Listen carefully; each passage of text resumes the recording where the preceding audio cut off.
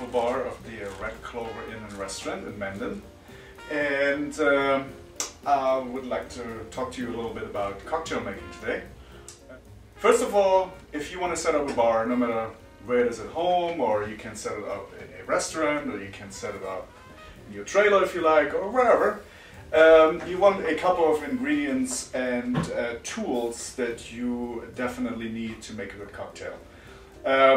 First of all, of course, you need a decent mixer. You can do any kind of mixer, just a metal cup and a pint glass, that works. Or you could also use a mixer that you can buy in stores that has already a filter in the top here, and it opens up, makes it a little easier to strain, and also has a measuring cup.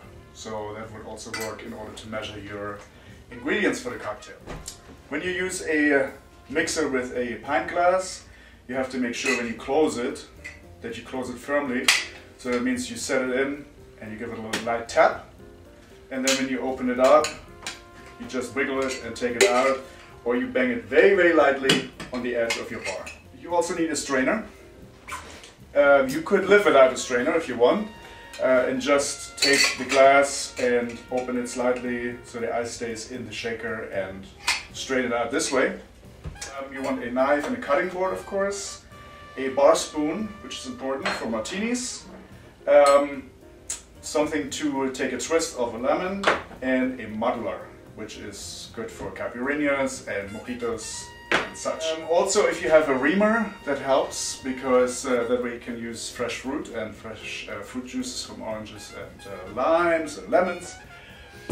And basically, besides that, you need some ingredients. Besides your regular liquors, you need some fruit. Personally, I prefer to make all cocktails with fresh fruit, because that way you get a good taste. I never use any sour mixes from a gun, because they usually taste very generic and are not very good in flavors. And besides that, we use here at the Red Clover, we use olives, we use fresh olive juice, and we use some cocktail cherries if you want to have a nice decoration. Of course, you need some ice, I forgot about that. And ice is always important. You should always have decent amounts of ice, because otherwise your cocktails will water down very quickly and they will not taste very good. When you make a cocktail, you definitely want to start with your pint glass, and you want to add all the ingredients in your pint glass without adding ice first. The reason for that is that if you add ice first and you add the ingredients, your juices, your liquors, over the ice, they will already water down the cocktail, so that's not a very good combination.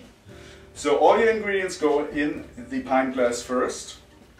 Once you have the ingredients in the pint glass all together, you take your mixer and you fill it up with ice all the way to the top.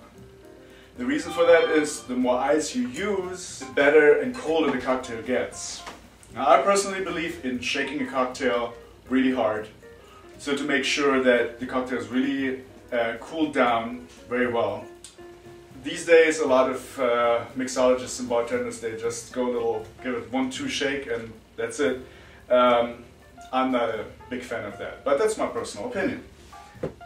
When you make a cocktail, you always want to make sure that you measure your ingredients right. There's several different possibilities how you can do that. You can either use the above mentioned little measuring cup here. I personally give it a very easy method, is the count method.